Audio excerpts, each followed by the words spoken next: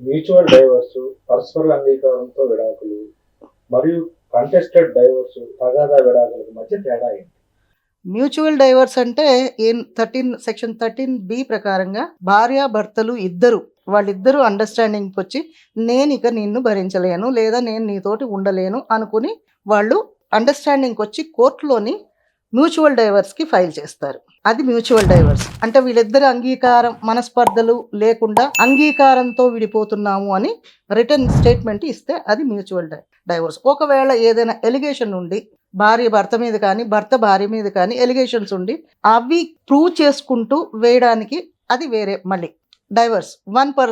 One type of divorce అది. అంటే ఎవరికి అనుమానం ఉందో వాళ్ళు ప్రూవ్ చేసుకొని వాళ్ళు డైవర్స్‌కి వెళ్తారు. అదొకటి. ఇక కొన్ని కొన్ని వేరేగా కూడా ఉన్నాయి సమాజంలోని. లేదా కొన్ని కుటుంబాలు వాళ్ళు మాకీ కోడలక్కర్లేదు అనుకునేవి. అలాంటివి కూడా ఉన్నాయి. డైవర్స్‌లన్నీ ఒకటే. కాకపోతే ఏంటంటే దానికి పెట్టుకోవడాలు పేర్లు వీళ్ళు రకరకాలు పెట్టుకుంటున్నారు.